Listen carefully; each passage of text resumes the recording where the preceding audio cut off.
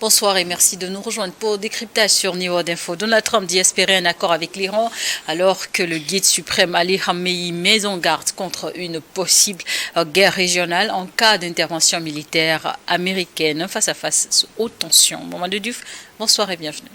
Merci. Bonsoir Charlotte. Donald Trump dit espérer un accord avec l'Iran, mais comment interpréter cette déclaration dans le contexte actuel marqué par de fortes tensions? Mais Donald Trump est dans son jeu favori, le chantage. Le matin il dit blanc, le soir il dit noir. C'est simplement ça. Il est en train de faire du chantage en se disant que je peux faire pression sur la République d'Iran, obtenir un résultat sans avoir besoin d'utiliser les armes. Mais il faut vraiment montrer une armada puissante, comme il le dit lui-même, pour contraindre les Iraniens à accepter. Parce qu'il parle d'accord, mais quand vous l'écoutez, un accord suppose qu'on s'asseye autour de la table, qu'on discute et qu'on s'entende. Mais un accord qu'on a déjà finalisé, on demande à l'autre de signer, on ne peut pas appeler ça accord, puisqu'il dit à l'Iran d'abandonner ses activités au niveau du nucléaire. Il dit à l'Iran de faire la même chose également au niveau de la balistique, au niveau des missiles et autres. Mais l'Iran qui a été attaqué tout récemment par Israël, qui a besoin de se préparer davantage pour protéger sa propre population. Mais quand vous lui demandez de laisser tout ça, c'est comme si vous lui dites prépare-toi maintenant, après Israël viendra bombarder, tu n'auras aucune capacité de pouvoir répondre devant Israël. Et les propos du guide suprême évoquant le risque d'une guerre régionale, marque-t-il un simple avertissement ou une réelle ligne rouge pour Téhéran? Mais ce n'est pas un avertissement, c'est pour montrer à Trump, tu as des alliés dans la région, ils sont connus. Tu as des bases dans la région. Ces bases sont connues. D'ailleurs, vous avez vu les Américains commencer à dire à certains soldats d'évacuer certaines de ces bases.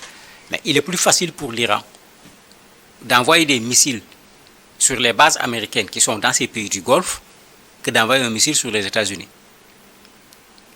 Et rappelez-vous, à chaque fois qu'il y a eu des problèmes en Irak, les Irakiens ne sont pas allés bombarder les États-Unis. Ils ont attaqué les soldats américains qui étaient sur le sol irakien en bombardant leur base, l'aéroport, etc. Mais c'est ce même résultat qu'on risque de revoir. D'autant que quand les Américains ont bombardé en appuyant Israël, c'est ce que l'Iran avait fait. L'Iran n'a pas envoyé un missile sur le continent américain, il l'a envoyé sur une base américaine qui se trouvait dans un de ces pays du Golfe. Mais cette fois-ci, ils disent que ça ne sera pas dans un, c'est partout qu'ils vont le faire. Ils sont déjà prêts et ils n'attendent que les Américains attaquent pour répondre, et la réponse sera une réponse totale, puisque c'est ce que leur, comment on appelle encore, le chef d'état-major général a dit récemment. Il dit que la réponse sera une réponse totale. Ils ont tiré les leçons de ce qui s'est passé avec la guerre de 12 jours avec Israël. Maintenant, effectivement, ça devient un problème parce que tous ces pays du Golfe qui ne veulent pas du tout d'une guerre, et qui savent que l'Iran est capable de tirer sur eux, puisque l'Iran l'a déjà fait la dernière fois, tout cela sont en train de faire pression sur les États-Unis pour que les États-Unis n'attaquent pas l'Iran. Dans ces conditions, sommes-nous aujourd'hui plus proches d'une négociation ou d'une escalade militaire entre Washington et Téhéran? Difficile à dire, puisque, comme j'ai l'habitude de le dire, moi je ne peux pas prendre Trump au sérieux. Puisque c'est lui qui dit une chose, c'est lui qui dit le contraire. C'est difficile de voir chez lui clairement qu'est-ce qu'il va faire, qu'est-ce qu'il ne va pas faire. Ça fait que, est-ce qu'on va vers une crise, un affrontement? Est-ce qu'on va vers la désescalade? On ne sait pas.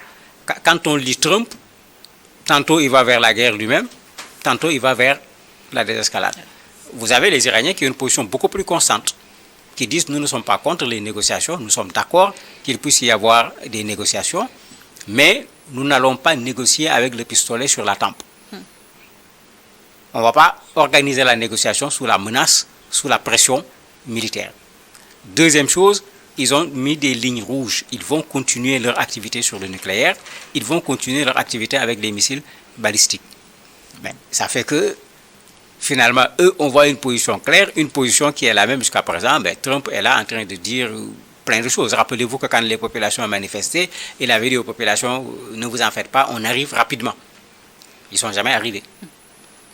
finalement, les populations ont payé un prix lourd en pensant que Trump va les aider. Les populations n'ont pas vu Trump au moment des manifestations. C'est pourquoi moi j'ai du mal à prendre au sérieux ce monsieur quand il parle, parce qu'il revient lui-même sur ce qu'il a dit. Et en cas d'une intervention militaire américaine, quelles pourraient être les conséquences immédiates pour la région du Moyen-Orient? Il peut y avoir plusieurs conséquences. La première conséquence, et c'est celle qu'on craint le plus, déjà quand Trump a dit on risque d'attaquer l'Iran, vous avez vu le prix du baril du pétrole a monté, juste par la parole. L'Iran le connaît très bien. L'Iran a dit s'il y a guerre, ils vont bloquer le détroit d'Ormuz.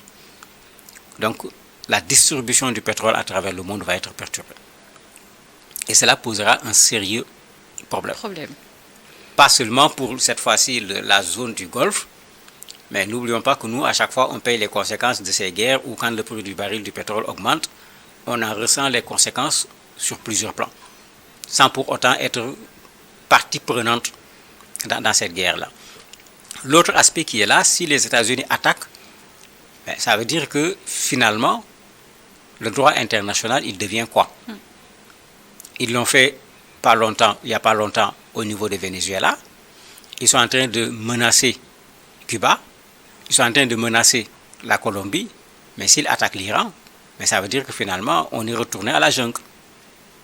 Parce que c'est ce que ça signifie, celui qui a la force peut voir quelqu'un qui a moins de force, lui imposer une chose. Si la personne refuse, on fait usage de la force pour contraindre la personne à accepter.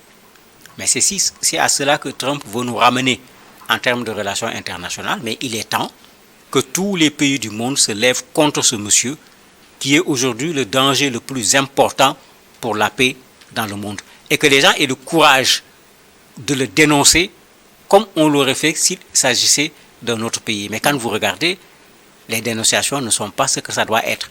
On est en face d'un impérialisme américain.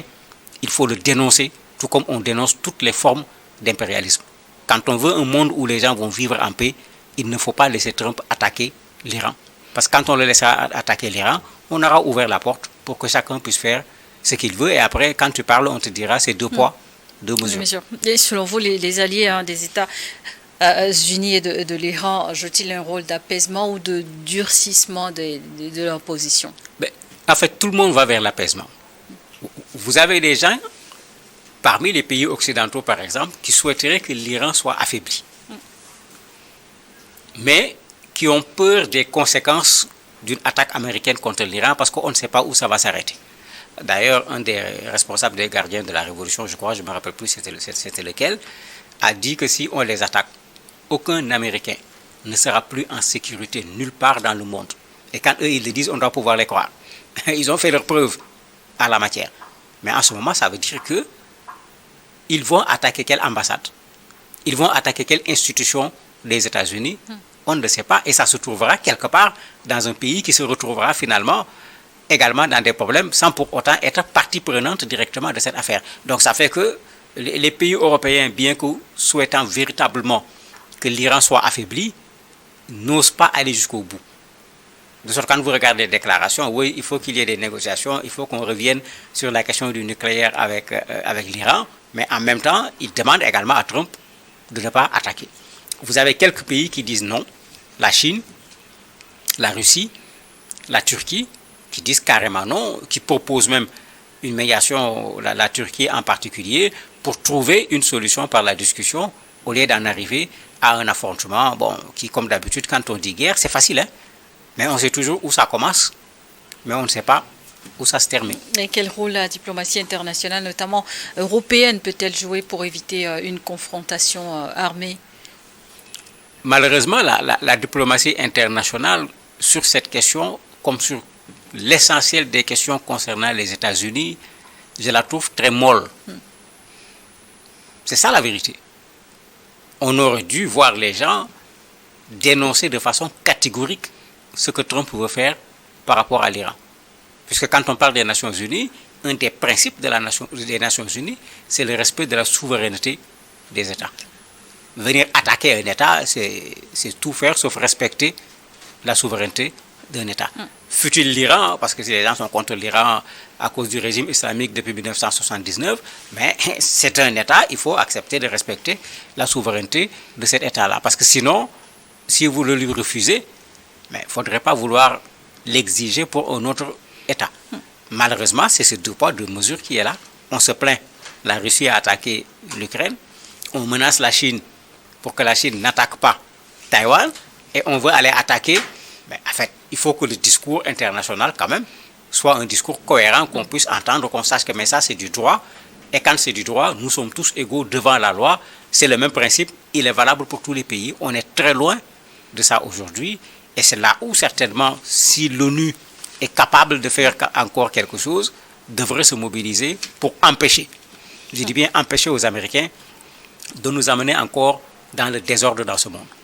Ceux qui ont créé le désordre de l'Afghanistan, ceux qui ont créé le désordre de l'Irak, ceux qui ont participé au désordre au niveau de la Somalie, tous ces désordres sont encore là jusqu'à présent. Aucun n'a été réglé. Et dans aucun de ces pays, les Américains n'ont gagné la guerre.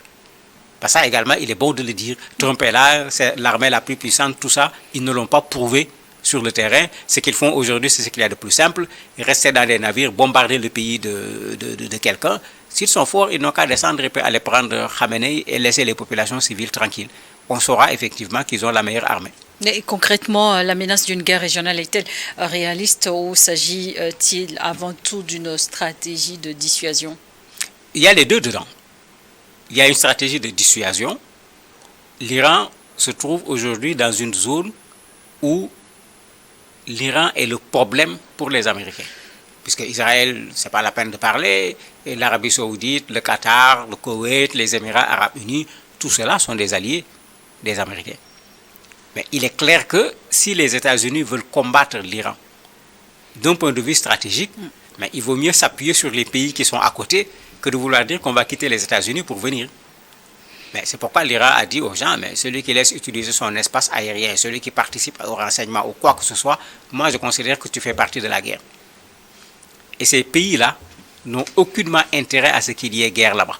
Parce que vous y avez des régimes qui ne sont pas des exemples quand on parle de démocratie, etc. Les États-Unis sont là en train de réclamer qu'on laisse les populations manifester en Iran, mais les pays où les régimes qui sont sur place sont des alliés des Américains, on ne manifeste pas dans ces pays-là. Et quand il y a eu manifestation dans ces pays, il y a eu une répression. Mais ces pays ne veulent pas de ce problème parce que si ce problème arrive, eux-mêmes, on va les remettre au devant de la scène pour parler de leur situation, ce qui ne les arrange pas. Ces monarchies du Golfe ne pensent pas du tout à une guerre. C'est des gens qui veulent vivre tranquillement avec leur pétrodollar. Quand tu leur parles de guerre, tu les effraies. C'est ça la vérité. C'est pourquoi ils sont en train de faire tout ce qu'ils peuvent pour empêcher la guerre. Maintenant, l'Iran en a fait une stratégie puisque tous ces gens vont faire pression sur les États-Unis. Certains même ont commencé à dire qu'ils n'accepteront pas que leur territoire soit utilisé pour attaquer l'Iran. Mais ça arrange l'Iran de ce point de vue, d'un point de vue stratégique. Quand on se réfère à l'histoire, mais peut-on comparer cette crise à des tensions passées entre Washington et Téhéran, ou est-ce que nous sommes aujourd'hui dans une configuration totalement nouvelle? Non, la configuration est totalement nouvelle. On a vu les États-Unis soutenir l'Irak pour combattre l'Iran, une guerre qui a pratiquement duré 10 ans. On a vu les États-Unis soutenir Israël, attaquer l'Iran. Cette fois-ci, on va aller vers une attaque directe des États-Unis par rapport à l'Iran. Mais qu'il se rappelle qu'il y a eu la prise des otages au niveau de l'ambassade au début de la Révolution. Mais qu'il se rappelle également que les Iraniens ont de tout le temps considéré les Américains comme étant leurs adversaires. Sur cette question du nucléaire, mais en 2018, un accord avait été trouvé à Vienne. C'est Trump qui est arrivé au pouvoir, qui est sorti de l'accord, qui a saboté l'accord qui avait été trouvé à l'époque concernant le nucléaire iranien. Et aujourd'hui, c'est lui qui est là, qui reparle encore de nucléaire iranien, et il en parle de quelle façon? En voulant imposer ce que l'Iran va faire et ce que l'Iran ne va pas faire. Moi, j'ai toujours soutenu l'Iran dans sa recherche de l'arme nucléaire. Parce que ce n'est pas seulement une arme militaire, c'est également une arme politique, c'est une arme pour la souveraineté. Je suis contre les armes nucléaires de façon générale, mais qu'on empêche à tous les pays d'en avoir. Des pays ne peuvent pas avoir l'arme nucléaire et décider que des autres ne vont pas avoir l'arme nucléaire, alors qu'ils savent qu'en détenant cette arme, mais ils sont en position, d'un point de vue stratégique, ils ont une avance très importante par rapport aux autres pays. Moi, je suis pour la dénucléarisation sur le plan militaire. Totalement d'accord. Mais vous ne pouvez pas garder l'arme nucléaire chez vous et dire aux autres de ne pas chercher à avoir l'arme nucléaire. La République islamique d'Iran vient de sortir d'une crise sociale. Et quelle est la situation aujourd'hui dans le pays? La situation est extrêmement difficile parce que le régime a déjà été secoué par la guerre contre Israël. Le régime a été secoué par les manifestations également après l'assassinat de la dame Masna plutôt. Le régime a été secoué récemment également par des manifestations à caractère social et économique qui ont pris par la suite une tournure politique et des manifestations qui avaient quand même une ampleur importante. Mais le régime n'a pas été ébranlé. C'est là où les gens ne doivent pas se tromper. Puisque s'il faut prendre les manifestations comme critère, quand les partisans du régime sont sortis pour manifester, mais tout le monde a vu que s'il y a des Iraniens qui ne sont pas d'accord, il y a aussi des Iraniens qui sont d'accord. Bon, j'aime pas cette comparaison de manifestation, parce que quand ça se fait dans certains contextes, il y a manifestation et manifestation, mais si c'est le critère qu'il faut utiliser, il est clair que ce régime est encore en place, certes avec des faiblesses, et ils vont tirer l'expérience de tous ces éléments dont j'ai dit, et ça va se traduire par un renforcement, voire même un durcissement du régime par rapport à toute contestation à l'intérieur du pays. Et face aux États-Unis, à court terme, quel scénario vous semble le plus probable? Un accord, un statu quo tendu ou une escalade ouverte? Difficile de faire un pronostic avec Trump. Extrêmement difficile de faire un pronostic avec Trump parce qu'on ne sait pas quel est l'instrument logique que lui, il utilise. Quand tu essaies de le mettre sur une grille de lecture, tu as du mal à lire Trump. Ce qui est sûr, c'est que ni les États-Unis, ni l'Iran, ni les pays du Golfe, ni la communauté internationale de façon générale n'ont intérêt à ce qu'il y ait une guerre entre l'Iran et les États-Unis. Espérons que cela emportera le dessus sur cette tendance, j'allais dire, cow-boy de Trump, qui veut soumettre les gens en considérant que les États-Unis est l'État le plus puissant du monde. Et parce que c'est l'État le plus puissant du monde, lui, président des États-Unis, il peut faire ce qu'il veut. Parce que s'il continue, mais il rencontrera garçon, comme on dit habituellement. Et malheureusement, ce n'est pas les États-Unis seulement qui vont payer les pots cassés. Tous ceux qui n'auront rien dit et qui n'auront rien fait, s'il y a une guerre entre l'Iran et les États-Unis, paieront également des pots cassés. Merci, Mamadou Diouf. Merci d'avoir accepté de répondre à nos questions. Merci à vous également d'avoir suivi.